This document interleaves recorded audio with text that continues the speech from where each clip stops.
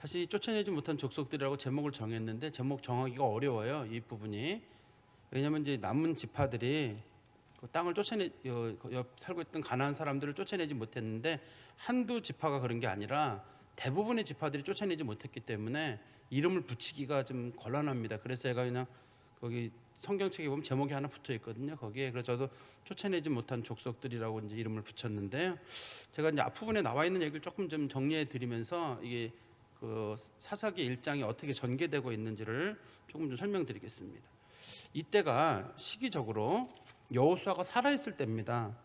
우리는 사사기 그러니까 여호수아서에서 여호수아가 죽었잖아요. 그러니까 여호수아가 죽었구나라고 생각하지만 사실은 여호수아가 죽은 것은 사사기 2장 8절에 다시 나오거든요. 그러니까 사사기랑 여호수아서가 겹쳐 있는 거예요. 끝부분끼리 겹쳐 있어가지고 이 사건, 지금 앞에 있는 사건들은 대부분 여호수아 때 있던 일들입니다. 이게 여호수아가 살아있을 때. 그렇지만 여호수아가 나이가 많던 때에 있던 일이라서 여호수아의 직접적인 어떤 개입은 하지는 못했지만 어떻든 여호수아 살아있을 때 있던 일들입니다. 일들이. 그러니까 이게 지금 사사기라는 것이 과거에, 그러니까 이스라엘 백성들이 사사 시대를 보내기 바로 직전에 있었던 얘기들을 한번 이렇게 꺼내면서 여호수아는 분명히 정복하라고 했는데 정복을 한 사람들도 있고 정복하지 못한 사람들도 있고, 그리고 서서히 분위기가 부정적인 방향으로 흘러갑니다. 제일 처음에 나왔던 유다 지파 같은 경우는, 유다 지파는 이제 시므온 지파라고 함께 성경 본문의 앞부분에 베색이라고 하는 도시랑 예루살렘을 점령합니다. 이 사람들이. 베색이라는 도시가 이제 어딘지는 몰라요. 요즘은 어딘지는 모르지만 예루살렘으로 올라가는 어느 도시 중에 일부분이거든요. 이제 그 사무엘상에도 보면 나와요. 거기 사실 사무엘이 이제 베색에서 군대들을 모아가지고 공격하는 장면이 언급이 되어 있기 때문에 그런데요. 어떻든간에 이 베색이라는 동네는 어딘지는 모르지만 유다 지파랑 시므온 지파가 힘을 합쳐가지고 거기를 공격을 하게 됩니다. 그래서 공격을 해가지고 얻게 되거든. 그 베색도 얻게 되고 예루살렘도 얻게 되고, 또 거기에 걸출한 인물이었던 갈렙이라고 하는 사람이 자기가 하나님 앞에 받았던 땅, 여호수아를 통해서 받았던 그 헤브론이라는 땅도 달라 그래서 자기 땅도 받게 되고, 또 그 자기의 동생인 온니엘이 또 그 밑에 있던 땅 드빌이라고 하는 지역을 또 땅을 차지하게 되고, 그래서 이 유다 지파가 지금 출발점을 보면은 이 사람네들이 전쟁을 참 잘하는구나, 이제부터는 승리로 가겠구나, 뭐 이런 느낌이 들거든요. 왜냐하면 예루살렘이라는 성이 굉장히 강력한 성입니다. 굉장히 강한 성인데 전부는 아니지만 그래도 그 땅의 일부분을 점령을 하게 되고, 또 베색이라는 데가 얼마나 큰지는 모르지만 그래도 그곳에 있는 지역을 좀 점령하게 되고, 또 베색이라는 지역에 아도니 베색이라는 유명한 왕이 살고 있었는데 그 왕도 죽이고 뭐 이런 걸 보니까 이게 좀 정말 긍정적인 얘기로 보이거든요. 거기다가 갈렙이라고 하는 사람이 헤브론, 그다음에 온니엘이 드빌, 기럇세벨이라고 불려지는 드빌, 뿐만 아니라 지금 후에는 그곳이 이제 그 블레셋 사람의 땅이 되는데요.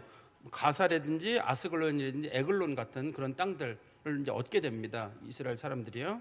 그다음에 두 번째는 유다 지파가 겐 자손들하고, 겐 자손은 그 모세의 장인 이드로가 겐 족속 사람이거든요. 그 사람들과 같이 힘을 합쳐가지고 이번에는 이 사람들이 어디를 공격하게 되냐면 아랏 남방 지역, 유다 황무지거든요. 아랏 남방 지역을 이제 공격하게 됩니다. 헤브론이랑 드벨 그 아래 지역이에요. 거기를 이제 공격해가지고 그 땅을 또 차지하게 됩니다. 이 지역은 이제 후에 아말렉하고 경계선이 되거든요.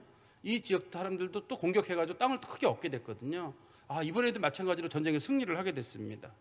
그다음에 또 세 번째는 유다 지파가 시므온 지파 사람들하고 원래 시므온 지파의 땅으로 주어졌던 스밧이라고 하는 지역을 공격해가지고 그 땅을 아주 초토화시키게 되죠. 그래서 초토화시키고 난 다음에 그 땅을 진멸했다라는 뜻의 이름의 호르마란 말은 완전히 진멸했다는 뜻이거든요. 그래서 그 땅이 나중에 사람이 살 수 없을 정도로, 어떻든 간에 좀 부정적인 용어로 쓰이긴 했습니다만 그래도 그 땅을 완전히 점령을 했습니다. 여기까지 보면은 이스라엘 사람들이 전쟁을 참 잘했구나. 근데 갑자기 부정적인 얘기가 하나 툭 들리는데 뭐가 들리냐면 유다 지파 사람들이 산에 있는 사람들은 공격을 했는데 골짜기에 있는 사람들은 이기지 못했다. 그들은 철병거를 가지고 있었다. 철병거란 말은 쇠로 된 병거가 아닙니다. 병거가 아니라 바퀴에 그 테두리 있잖아요. 그게 이제 철로 다 된 겁니다. 당시에 철로다가 병거를 만들면 병거가 무거워서 당시 기술상으로는 병거가 앞으로 못 나가거든요. 그래서 주로 이제 목재나 그런 거로 만들긴 하는데 이 바퀴의 테두리만이라도 금속으로 만들게 되면 그게 이제 그 산악지대나 이런 데서는 잘 바퀴가 안 깨지니까요. 어떤 그런 병거를 가진 사람들하고 전쟁을 했는데 그 사람들한테는 이기지를 못해요. 유다지파 사람들이. 그래서 유다지파 사람들이 그 땅은 차마 뺏지를 못하게 되거든요. 그러니까 긍정적인 얘기가 3개 정도 나오다 갑자기 이제 부정적인 얘기가 하나 등장하게 되고, 그리고 난 다음에 유다지파 지나고 나서 유다지파랑 시므온 지파가 함께 이제 그 연결된 지파입니다. 유다지파와 시므온은. 그다음에 이제 베냐민 지파가 등장하게 되는데, 이제 베냐민 지파 사람들은 예루살렘 위쪽 부분, 예루살렘 남쪽 지방은 원래 유다 지파 땅이고 북쪽 지방이 이제 베냐민 지파 땅이거든요. 베냐민 지파 사람들이 예루살렘 그 지역을 점령을 하지 못하게 됩니다. 그 사람들이 점령을 하지 못하게 되고 언제까지 가냐면 다윗 왕 때까지 갑니다. 그러니까 다윗 왕 때까지 갔다는 얘기는 이 사건이 있고 나서부터 무려 400년이나 지난 때까지 그 땅을 점령을 못하는 거예요. 그러니까 이 예루살렘이라고 하는 동네가 얼마나 중요한 요새인지 이 땅을 아무도 점령을 못합니다. 실제로 이 땅을 점령한 사람은 다윗이 처음으로 그 땅을 점령하게 되거든요. 여기까지가 이제 우리가 지난번에 봤던 내용입니다. 이제 오늘 본문부터가 이번에 이제 요셉 가문. 요셉 가문은 크게 이제 에브라임이랑 므낫세로 나눠져 있잖아요. 그게 한 번에 언급되기도 하고 따로 언급되기도 하고, 한 번에 언급되고 따로 언급되기도 하는데, 이게 보통 경우는 이제 요셉 자손 그러면 에브라임 므낫세를 합쳐서 부르기도 합니다. 그렇지만 만약에 특별한 설명이 없고 그 배경이 잘 애매한 경우는 에브라임 지파를 부를 때 가능성이 높아요. 이게 에브라임 그 땅 영토 나눈 것을 보게 되면 에브라임을 부른다고 보기가 쉽습니다. 우리 한번 22절에 말씀해 보시면, 요셉 가문도 베델을 치러 올라가니 여호와께서 그와 함께 하시니라. 요셉 가문이 베델을 정탐하게 하였는데 그 성읍의 본 이름은 루스라. 정탐꾼들이 그 성읍에서 한 사람이 나오는 것을 보고 그에게 이르되 청하노니 이 성읍의 입구를 우리에게 보이라. 그리하면 우리가 내게 선대하리라 하매 그 사람이 성읍의 입구를 가리킨지라. 이에 그들이 칼날로 그 성읍을 쳤으되 오직 그 사람과 그의 가족들을 놓아 보내매 그 사람이 사람들의 땅에 가서 성읍을 건축하고 그것의 이름을 루스라 하였더니 오늘까지 그곳의 이름이 되니라.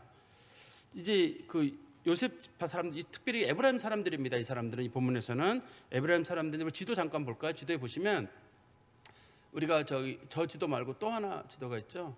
저 지도에 보시면 저기 에브라임 지파가 좀 강조가 돼서 보셔야 되는데, 회색 부분 가운데쯤에 회색 부분 보이시죠? 거기 이제 에브라임 지파 땅인데 거기 보시면 모여 있습니다. 이스라엘 백성들이 머물렀던 그 길갈, 그 다음에 밑에 보면 여리고 위쪽에 잘 보이시나요? 혹시 거기에? 눈이 밝으신 분들은 보여요. 어떻든 간에 그 회색 부분을 뚫어지게 보시면 보여요. 거기가 거기 여리고도 있고 아이성도 있고 베델도 있습니다. 거기가. 근데 저도 이해가 잘 안 되는 부분이 하나 있어요. 이게 왜 그러냐면 이 그 성경에 보다 보면은 그 여호수아서 8장에선가 이스라엘 백성들이 가나안 땅에 들어오자마자 아이성을 공격할 때 그때 아이성하고 베델성을 함께 무너뜨렸다고 성경에 기록이 돼 있거든요. 앞부분에는. 그래서 그때 당시에 원래 아이성에 있는 인구가 2-3천 명밖에 없다고 돼 있어요. 그렇지만 그날 전쟁에서 여호수아가 전쟁을 해서 아이성 전투할 때 당시에 죽인 사람이 12,000명이라고 돼 있거든요. 당시에 12,000명이라고 돼 있다는 얘기는 이게 아이성 인구는 분명히 2-3천 명이 맞습니다. 처음에 정탐꾼을 보냈을 때 정탐꾼들이 뭐라 그랬냐면 그 사람들이 많지 않기 때문에 우리가 2-3천 명만 가도 이길 겁니다 라고 얘기를 했었거든요. 정탐꾼들이. 그러니까 그쪽에 사는 사람들은 더 적을 거 아니에요. 그런데 나중에 아이성 사람들을 다 죽이고 나보니까 그 숫자가 12,000명이라고 돼 있거든요. 여호수아 8장에 보면. 그때 이스라엘 백성들이 전쟁을 했을 때 아이성하고 베델성이 잘 보시면 붙어 있잖아요. 두 개가 붙어 있죠. 위치적으로 바로 붙어 있습니다. 그게 얼마 멀지 않아요. 바로 멀지 않고, 당시에 또 여호수아가 전쟁을 할 때 아이성을 공격할 때 부대, 그 당시에 이스라엘 부대가 전체는 가지 않고 35,000명이 갔거든요. 35,000명이 가가지고 부대를 두 개로 나눠가지고 5,000명은 숨겨두고 또 30,000명은 한쪽에 쓰게 하고 이런 식으로 전쟁을 했거든요. 그때 이제 아이성 점령할 때 베델을 점령한 것처럼 보이는데, 베델에 대한 점령 얘기가 여기서 다시 언급된 거 보니까 이게 그때 얘기를 하는 건지 아니면 그거랑은 좀 다른 얘기를 하는 건지는 잘 모르겠습니다. 저도 이 내용만 봐가지고는. 그때는 이스라엘 백성들이 가나안 점령 초기의 일이거든요. 근데 이거는 이제 가나안 점령 후반부의 일이었기 때문에 정확하게는 제가 이거 상황상은 잘 모르겠습니다. 이것만 놓고 봐가지고는. 근데 원래는 이 아까 지도에 다시 보시면 저 베델이라고 하는 곳이 원래는 우리 이스라엘 백성들에게 땅을 나눠줄 때는 이게 원래 베냐민 지파 땅으로 나눠준 땅이었습니다. 베냐민 지파 땅이 나눠졌는데 베냐민 사람들이 예루살렘도 공격을 못하고 예루살렘도 공격도 못하는 그런 상황에 저 베델 땅을 공격도 할 엄두도 못 내는 거예요. 엄두도 못 내기 때문에 그러면 그 땅을 어떻게 할 거냐? 그럼 니네들 맘대로 해라 하는 바람에 이제 에브라임 지파가 그러면 그 땅 우리가 갖겠다라고 해가지고 이제 에브라임 지파가 그 땅을 점령을 하려고 전쟁을 했던 거죠.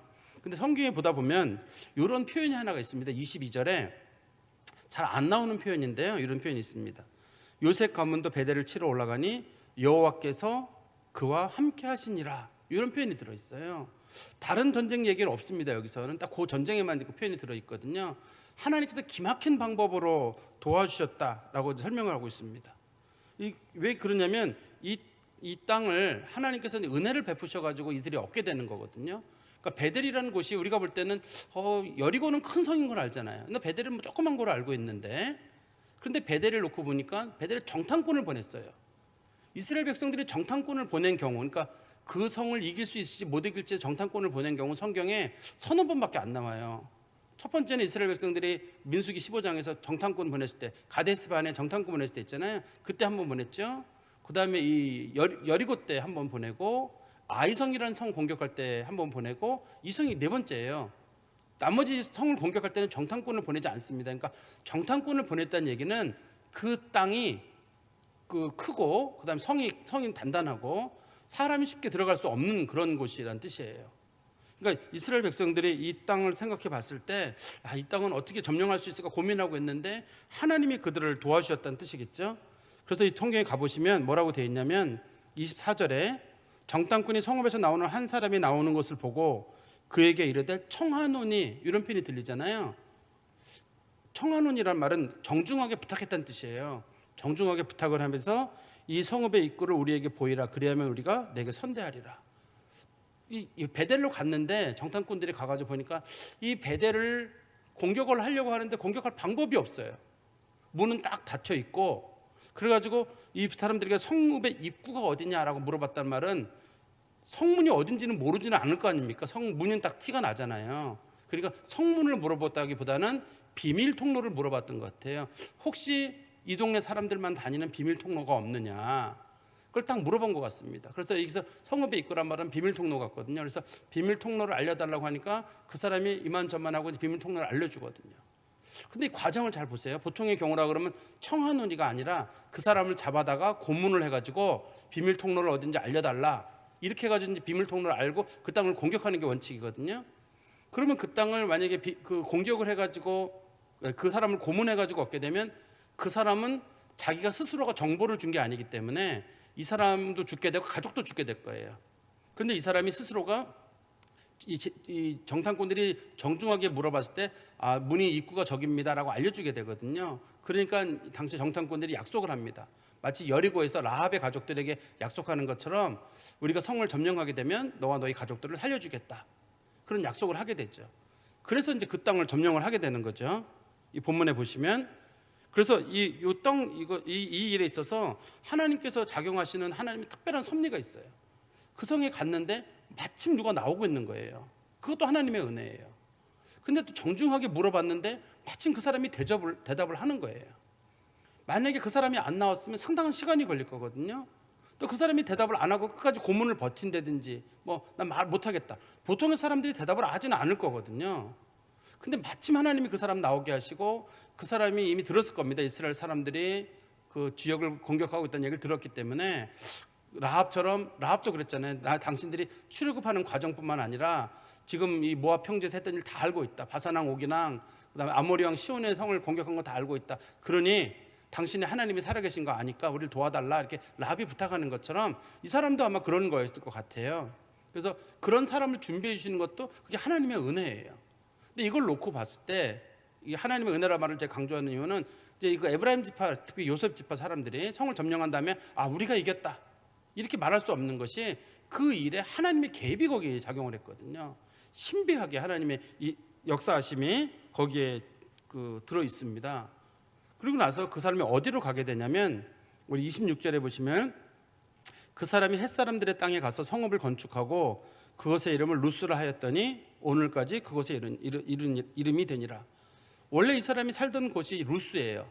원래 루스란 이름이었는데 나중에 야곱이 거기서 기도하면서 이거 하나님의 집이다라고 해가지고 그곳의 이름을 베델로 고쳤거든요. 베델로 고쳤는데 이게 여호수아서 16장에 보면 그때 제가 한번 설명드렸어요. 여호수아서 16장에 보면 베델과 루스가 다르다고 되어 있습니다. 16장 2절에 보면 베델에서 루스로 나아갔다라고 되어 있어요. 베델과 루스가 다른 곳이라고 되어 있습니다.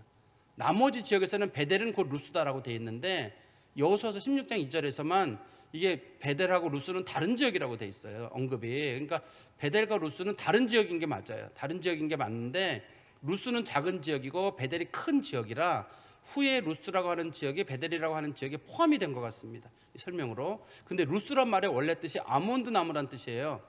이게 아몬드 나무란 뜻이기 때문에 이 사람이 그 살고 있던 그 루스란 지역이 아마 아몬드 나무가 성경에서는 살구나무라고 부르는 그 아몬드 나무가 그곳에 많이 있었던 것 같고 그 사람이 자기가 살던 그 고향을 떠난 다음에 햇사람의 땅은 요즘으로 말하면 시리아나 레바논 지역이거든요. 여호수아서 1장 4절인가 보면 햇사람의 영토가 나옵니다. 레바논에서부터 유프라데스 강까지 햇사람의 땅이었다라고 되어 있거든요. 그래서 거기까지 가가지고 거기다가 자기가 살던 고향의 이름을 적어가지고 그곳의 이름을 루스라고 지게 돼요. 그래서 루스라고 하는 이름이 두 군데인 거죠. 하나는 원래 가나안 땅에 있던 베델 지역이 루스고 두 번째는 이 사람이 레바논 지역으로 가가지고 레바논 지역에다가 거기다가 이제 그 마을을 만들어 놓고 거기다 루스라고 하는 지역을 만들고 거기다 뭐 아몬드 열매를 심었는지 어떤지는 모르겠습니다만 원래 이제 아몬드 나무가 좀 자라는 지역은 물이 좀 있어야 되거든요. 물이 좀 있어야 되는데 물이 잘 없는 경우에 아몬드 나무가 물을 너무나 많이 흡수해 가지고 미국 같은 경우도 이제 캘리포니아 이런 데 그 아몬드 나무 열매가 많이 열리잖아요. 그런데 그 아몬드 나무가 물을 너무 많이 흡수하니까 주변에 있는 사람들이 물을 먹을 수 없을 정도로 아몬드가 흡수되거든요. 물을. 그래서 국가에서 아예 아몬드 나무를 싹 베어버렸어요. 아몬드 나무가 물을 너무 많이 먹기 때문에. 그러니까 아몬드 나무가 자란다는 얘기는 그 동네가 물이 좀 풍성하다는 그런 뜻입니다. 원칙적으로는. 그 다음에 우리 27절에 가보시면 므낫세가 베스안이란 말은 성경에서 다른 명칭으로는 우리 벳산이라고 부르는 데 있잖아요. 사울이 죽었던 벳산 성벽이라고 불려지는 곳, 그것을 여기서는 베스안이라고 불러요. 그렇지만 우리가 알고 있는 일반적인 지명으로는 벳산이라고 불려지는 지역인데 벳산, 그 다음에 다낙, 그 다음에 돌, 그 다음에 이블로암, 무깃도. 여기 이제 므낫세 지파 사람들이 그 땅들을 점령을 하러 갔는데 쫓아내지 못함에 가나안 족속이 결심하고 그 땅에 거주하였더니 이스라엘이 강성한 후에 가나안 족속에게 노역을 지켰고 다 쫓아내지 아니하였더라. 여기도 마찬가지로 이제 므낫세 사람들이 벳산이라고 하는 지역이 우리는 예루살렘만 유명한 거 보이지만 벳산도 굉장히 오래된 도시입니다. 고대 도시예요.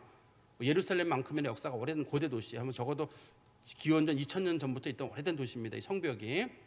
그래서 이 벳산 지역이라든지 그다음에 다낙 지역이나 돌 지도 잠깐 보시겠어요? 이 지도를 보시면 이쪽 도시들이 거기도 또 한번 강조에 대해서 봐야 될 것 같은데 그거 이제 므낫세 지파랑 관련된 지역인데 그 저 위쪽 지역이에요. 위쪽 지역에 보시면 저 위쪽 지역입니다. 맨 위에 그 므낫세라고 하는데 더 위에 보시면 저기 이제 가운데가 나왔는데 위에 보시면 저쪽에 보시면 그쪽에 있는 도시들인데 거기가 원래 아셀 지파랑 이사갈 지파가 있잖아요. 그 사람들에게 속한 땅인데 이 땅들이 하나는 이쪽 이사갈 지파 쪽에 벳산이라고 하는 지역 있잖아요. 그 보면 쏙 들어간 부분에 하나 있습니다. 잘 보시면 아무튼 뚫어지게 봐야지 보여요. 크게 위에 오른쪽에 그 갈릴리 호수 쪽으로 므낫세라는 곳에서 갈릴리 호수 쪽으로 잘 보시면 거기에 벳산 혹은 벳산이라는 동네가 있습니다. 그리고 그런 동네가 거기에 보이거든요. 그래서 거기서부터 시작해 거기가 이제 이사갈 지파 땅이고 그다음에 왼쪽에 짙은 녹색으로 된 게 있잖아요. 그게 아셀 지파 땅이에요. 이제 그쪽에 좀 경계선에 있는 도시들입니다. 이 도시들이 원래. 근데 거기도 마찬가지로 아셀 지파랑 이사갈 지파가 땅을 못 뺐으니까 므낫세 지파가 우리가 그럼 땅을 빼앗겠다라고 했는데 므낫세 지파도 그걸 못 합니다. 그 땅을. 왜냐하면 너무 단단한 성들입니다. 견고한 성들이어가지고 이걸 못 해요. 아까 말씀드렸듯이 벳산이라고 하는 것도 오래된 견고한 성이거든요. 그래서 못 하고 그 다음에 뭐 다낙도 그렇고 뭐 돌이라고 하는 지역은 우리 그 지중해 바닷가에 도르라고 하는 지역 보이세요? 저기 그 포항처럼 생긴 거에 밑에 보시면 도르라고 쓴 지역 보이시죠? 보이세요? 그 흰색 끝 왼쪽 끝에 회색 있는 짙은 회색이 있는 데가 바다예요. 거기가 바닷가에 도르라고 보이세요? 흐린 글씨로.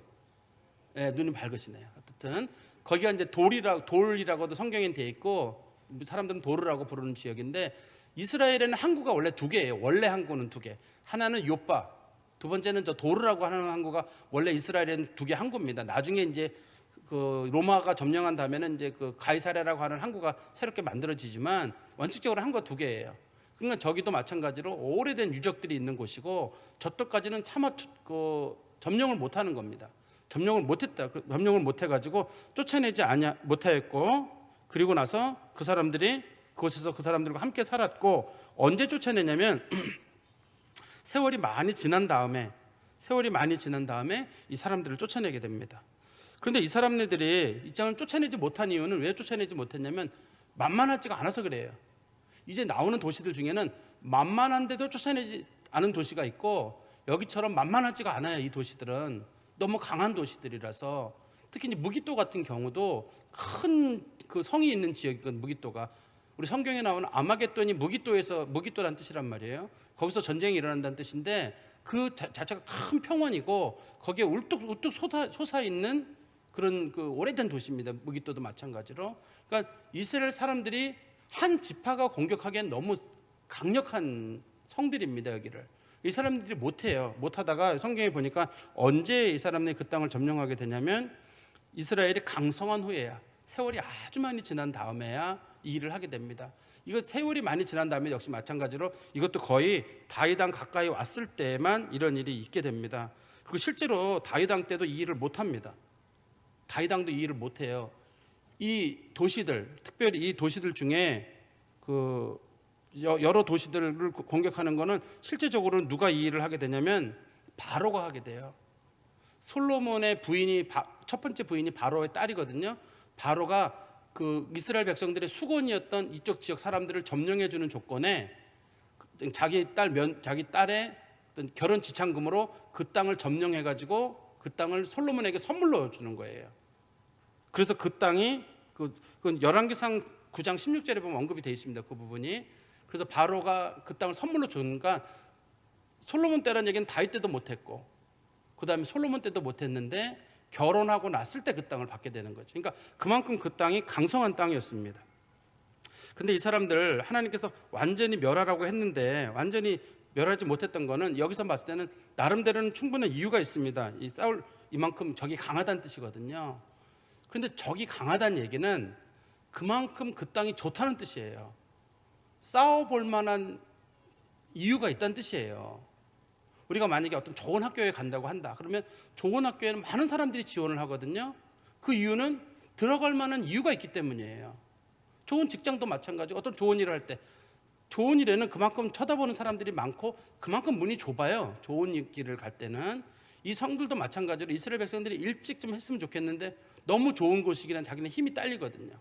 근데 그냥 얻으려고는 했지만 그것에 대한 노력과 수고는 많이 하지 않기 때문에 결국 므낫세 지파는 그 땅을 제대로 차지하지를 못하게 됩니다. 그리고 29절에 가보시면 에브라임이 게셀에 거주하는 가나안 족속을 쫓아내지 못하며 가나안 족속이 게셀에서 그들 중에 거주하였더라.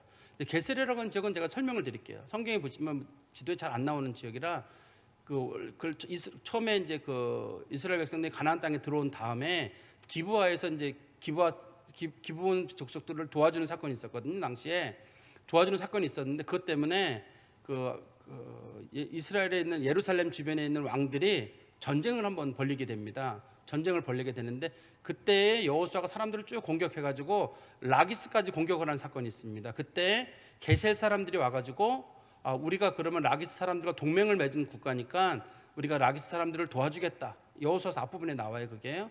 그래서 라기스 사람들을 도와주러 왔다가 그때 그 게셀 사람들이 괴멸을 당하게 됩니다. 당시에. 그래서 이미 게셀이라고 하는 도시는 도시 자체가 너무 작은 동네고 이미 여호수아를 인해 가지고 그 도시 자체가 이제 무너지는 도시거든요. 그래서 이스라엘 백성들이 그 땅은 얻기가 쉬운 땅이에요. 좀 전에 말씀드렸던 그 므낫세 지파가 점령하지 못했던 땅은 워낙 강한 성이었는데 못한 건데 여기는 워낙 강한 게 아니라 너무 작은 거예요. 너무 작은 땅이니까 이 사람들을 쫓아내지 못했다기보다는 쫓아내지 않은 거죠. 쫓아내지 않고 그 사람들을 데려다가 노동을 시키고 자기들의 편리함을 위해서 놔두는 거예요. 그러니까 큰 성은 큰 성에서 공격을 안 하고, 작은 성은 사람들을 하나님이 원래 죽이라고 했잖아요. 죽이라는 걸 제가 헤렘이라고 한다고 했잖아요. 죽이라고 했는데 죽일 필요도 없어요. 저 사람들은 몇 명 안 남았거든요. 그러니까 저 사람들은 죽이지 말고 우리가 저 사람들은 남겨뒀다가 우리 그 심부름이나 시켜 노예로 만들어야 되겠다, 이런 일을 하는 거예요. 이게 우리가 볼 때는 참 그 사람들 나름대로 지혜롭네, 이해도 되잖아요, 우리 입장에서는. 근데 이런 똑같은 사건이 성경에 어디에 등장하냐면 사무엘상 15장 9절하고 21절 23절에 보시면 여러분 잘 아는 구절입니다. 이게 제가 내용을 설명드리면, 사울 왕이 왕이 된 다음에 하나님께 사울 왕에게 아말렉 족속들을 멸하라고 했거든요.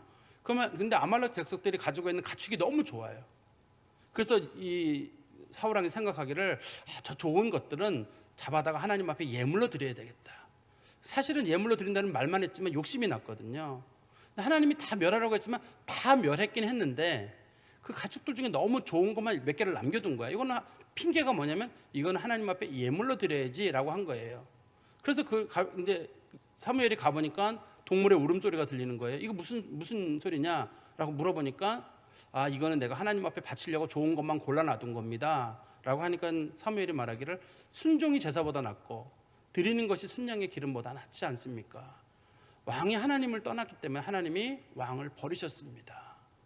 그게 사울 왕이 하나님 앞에 버림받는 첫 번째 사건이 돼요. 사울 왕이 그때부터 버림을 받게 되거든요.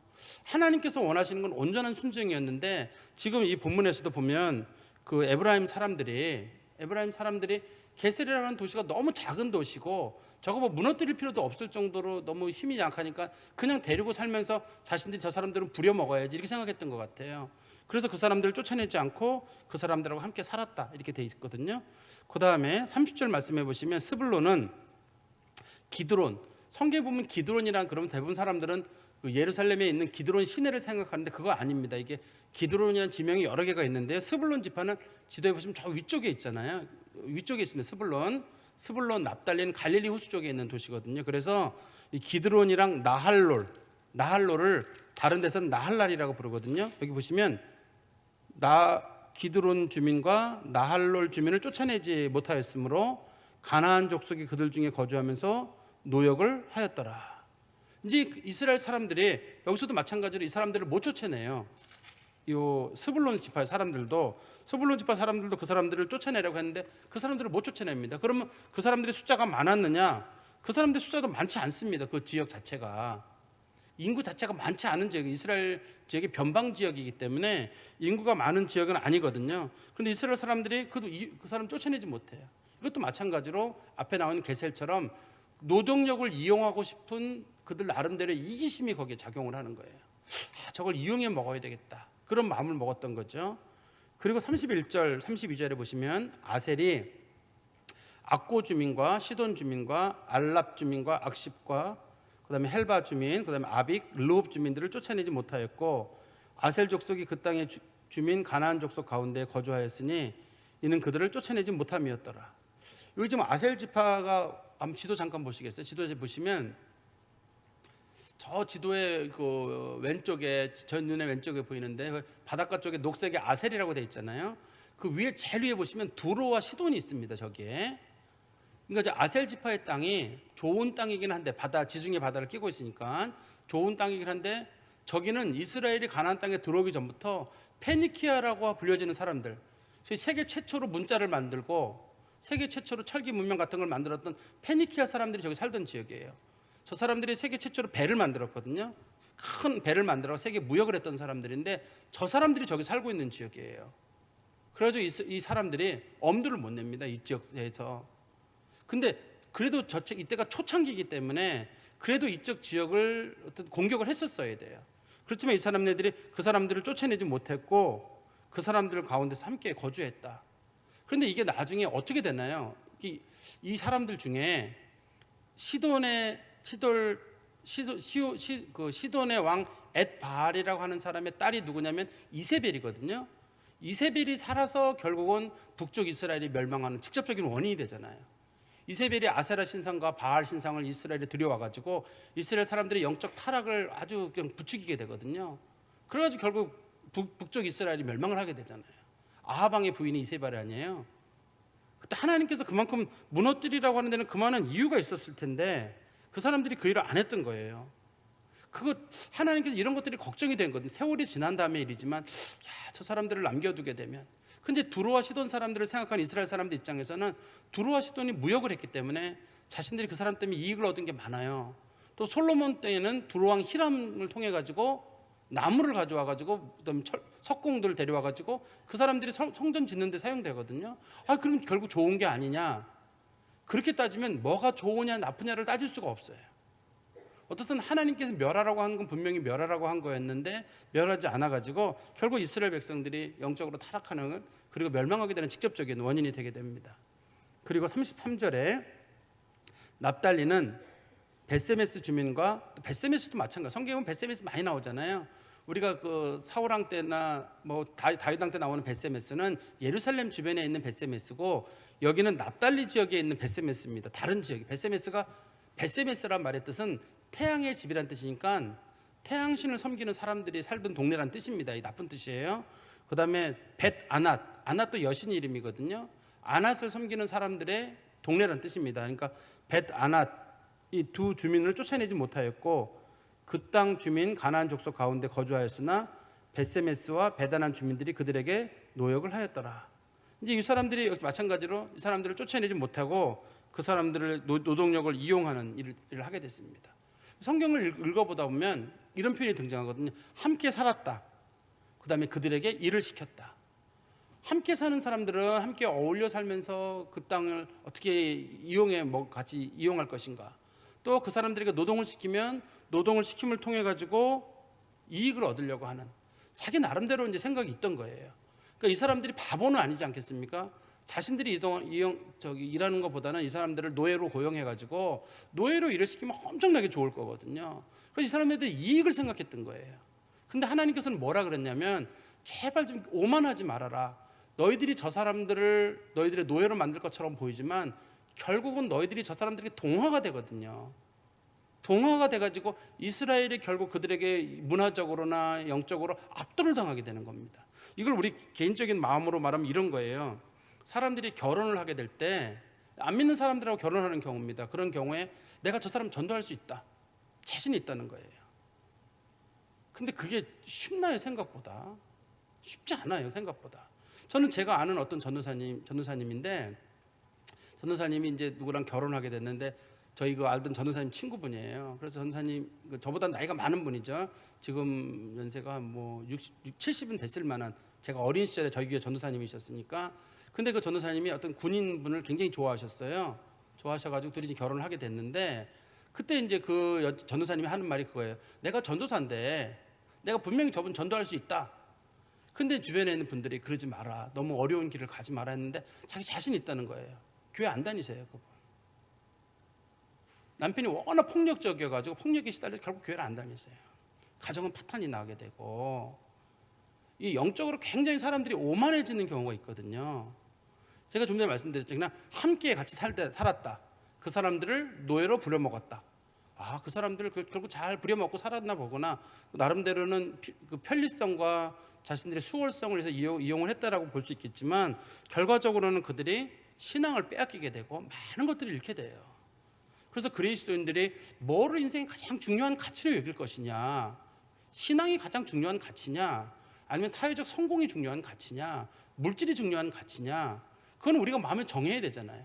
물질을 중요한 가치로 여기는 분들은 물질을 누리고 살겠죠. 영적인 게 중요한 가치라고 여기는 사람은 영적인 걸 누리고 살 거고, 근데 뭐 물질도 누리고 살면서 영적인 것도 같이 누리고 산다. 이 두 가지가 같이 가기는 어렵지 않겠어요? 뭐 하나는 포기해야죠. 뭐 하나는 포기되게 될 거거든요. 그러니까 영적인 걸 많이 추구하는 사람들은 물질적으로 좀 어려워지더라도 그래 영적인 걸 얻으니까 하나는 놓칠 수 있다 이렇게 생각해야지, 영적인 것도 추구하면서 물질도 많이 얻는다, 그것도 좀 어려운 일이고, 또 물질적인 것도 많이 얻으면서 영적인 것도 많이 얻는다, 그것도 좀 어려운 일이고, 두 개 다 균형을 맞추면 좋겠습니다만 균형이 잘 안 맞춰지거든요, 원칙적으로는. 그렇기 때문에 한 가지라도 제대로 할 수 있는 게 그 그리스도인들의 가치가 아닐까 싶습니다. 그리고 우리 34절에 아모리 족속이 이게 이제 최악의 사건입니다. 이 부분에 나온 최악의 사건인데 아모리 족속이 단 자손을 산지로 몰아넣고 골짜기에 내려오기를 용납하지 아니하였으며 결심하고 헤레스 산과 아얄론과 사알빔에 거주하였더니 요셉 가문의 힘이 강성하며 아모리 족속이 마침내 노역을 하였으며 아모리 족속의 경계는 아그라빛 비탈의 바위부터 위쪽이었더라. 이게 지금 이제 지도 잠깐 보시겠어요? 지도에 보시면 우리 그 단 지파가 머물러 있는 지역이 저기 보이는데요. 조금 더 아래쪽으로 보셔야 될 것 같은데, 조금 더 아래 지역으로 밑으로 보시. 저기 단 지파 보이시죠? 주황 색깔. 그 단 지파가 주황색 지역인데 거기가 위치가 좋아요. 저희가 원래 이제 블레셋 사람들이 나중에 살게 되는 곳이거든요. 그런데 성경에 보니까 갑자기 뭐라고 이렇게 돼 있잖아요. 아모리 족속이 단 자손을 산지로 몰아넣었다. 왜 산지로 몰아넣었냐면 그동안 없던 종족이 등장을 하게 됐습니다. 이 사람들이 우리가 바다민족이라고 소위 불려지는 블레셋 사람들이 갑자기 나타났어요. 그래서 이스라엘 사람들은 원래 저기 자기 땅을 유지하고 살고 있었는데 단지파가 그 주변에 아모리 사람들이 있었거든요. 근데 아모리 사람들이 블레셋 사람들에게 밀려가지고 올라오게 되니까 이 사람네들이 단지파 사람들은 아예 못 내려오도록 산지에 고립시켜버리게 되고 자신들이 그 땅에 살게 된 거예요. 그 블레셋 사람들이 그전에는 블레셋이라는 사람이 없었거든요. 이 지역에 특별히. 그래서 갑자기 바다민족의 등장으로 인해 가지고 갑자기 아모리 사람들이 이동을 하게 되고 우리 마치 로마의 멸망에 보면은 훈족 때문에 게르만족이 이동하게 되고 게르만족이 로마를 공격하고 뭐 이런 얘기 한번 들어보셨잖아요. 그런 것처럼 비슷한 사건이 생긴 거예요. 바다민족의 등장하고 블레셋 등장을 통해 가지고 아모리 사람들이 이동을 하게 되고 아모리 사람들이 단지파 사람들이 이동하게 되거든요. 그래서 단지파 사람들이 뭐라고 되어 있냐면 산지에 몰아넣고 골짜기에 내려오기를, 골짜기는 평지거든요. 내려오기를 용납하지 아니하였다. 이렇게 성경에 언급이 되어 있는데 나중에 사사기 18장에 가보면 18장 27절부터 뭐 뒤에 보면은 이 사람들이 단지파 사람들이 결국은 못 견디고 어디로 가게 되냐면 저 지도의 맨 윗부분, 저 지도 말고 더 위에까지 보여야 될 것 같아요. 우리가 성경적인 표현으로 왜 이스라엘을 표현할 때 단에서 브엘세바라는 말 쓰잖아요. 단지파가 저 맨 꼭대기, 단지파 맨 위에까지 가게 됩니다. 우리 신약 성경에서는 그 단지파 지역을 가이사라 빌립보라고 부르잖아요. 가이사라 빌립보가 맨 이스라엘 끝쪽이거든요. 거기까지 결국 이 사람네들이 쫓겨가게 돼요. 자신들이 거기서 자신들의 역할을 하지 못하고 그냥 뭐 아모리 사람들과 어울려 살지 했는데 결국 어느 날 갑자기 아모리 사람들이 밀려가지고 오면서 자기네들을 너희들 내려오지 마라 그러니까 조그만 산지에 모여 살다가 결국 못 견디고 자신들이 그 당시에 미가 시대거든요. 움직여가지고 라이스, 저기 원래 지명이 단의 원래 지역이 라이스거든요. 라이스란 지역에 가가지고 그 사람들을 다 죽이고 거기에다가 자기들이 자기 조상 단의 이름을 따가지고 단이라는 이름을 붙이게 된, 저기 지도에는 안 나왔는데요. 성경에 나오는 우리 갈릴리 호수 맨 위에 보면 메롬이라고 호수 있거든요. 그 주변에 보면 가이사라 빌립보, 예수님께서 그 마태복음 16절에 네가 나를 사랑하느냐, 예수님께 너희들 사람들은 나를 누구라 하느냐 물어보는 장면 있잖아요. 그때 거기가 이제 가이사라 빌립보거든요. 예수님 십자가 지시기 얼마 전에 맨 마지막에 거기 갔다가 예루살렘으로 오시게 되거든요. 그런 부분이 거기 성경에 이제 언급이 돼 있습니다. 그러니까 이 성경 그다음에 그 맨 아래 보시면 36절에 아모리 족속의 경계는 아그라빛 비탈의 바위에서부터 위쪽이었다. 지도 다시 보셔야 될 것 같은데 성경에는 이게 자주 등장해요, 이 표현이. 근데 제가 왜 자주 등장하는지는 모르겠는데 저기 우리 밑에 보시면 짙은색 파란색 보이잖아요. 짙은색 파란색, 이스라엘 지도 정 가운데 보면 맨 아래쪽에 짙은색 파란색이 보이잖아요. 저희가 사해바다거든요. 사해바다인데 사해바다 쪽에 보면 중간에 이렇게 사해바다가 쏙 들어온 데가 보이잖아요. 안쪽으로. 사해바다가 그냥 길쭉해야 되는데 사해바다가 안쪽으로 조금 들어와 있잖아요. 이렇게. 거기가 아그라빛이에요. 거기에 바위가 있거든요. 근데 아그라빔이라는 말이 전갈이라는 뜻이거든요. 그래서 전갈의 바위라는 뜻인데 그쪽 지역에 전갈이 많아서 지었는지 어떤지는 모릅니다만 거기 그 사해 지역에 쏙 들어간 부분, 흰색 부분 보이죠? 파란색 지역이 물인데 거기 쏙 들어간 부분 아그라빛. 그래서 아그라빛 위쪽 부분은 원래 아모리 사람의 땅이었다. 맞아요. 저희가 아모리 사람의 땅이었거든요. 그래서 이스라엘 백성들이 가나안 침공할 때 바산 왕 옥이랑 아모리 왕 시온을 공격하죠. 아모리 왕 시온이 원래 거기서부터 요단강을 건너가지고 건너편에 땅을 가지고 있었거든요. 거기에 모압 평지 곧 관련된 지역 거기를 가지고 있었기 때문에 설명을 하는 겁니다. 제가 좀 말씀을 정리하면 하나님께서 이스라엘 백성들에게 가나안 땅에 들어가거든 꼭 그 땅을 정복해라.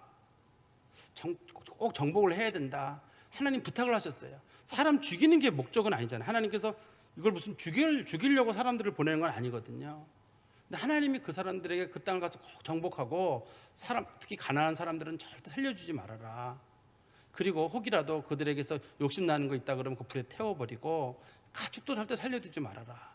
이런 식으로 하나님이 말씀하셨는데 왜 그러냐면 정복하지 못하면 정복될 거거든요. 이 사람들 입장에서는 우리가 힘이 세고 숫자가 많은데 라고 했는데 정복을 당하게 되는데 이제부터 시작해서 사사기가 뒷부분에서는 이스라엘 사람들이 가나안 땅 사람들에게 정복하는 역사, 400년 동안 정복을 당하는 역사가 기록이 되게 됩니다. 인구는 굉장히 많아요. 훨씬 많아요. 그 사람들보다. 인구는 굉장히 많거든요. 근데 그 몇몇 안 되는 가나안 사람들이 노예로 400년을 보내게 돼요. 우리는 이스라엘 사람들은 바벨론 포로에 가가지고 70년 바벨론 포로, 70년이잖아요.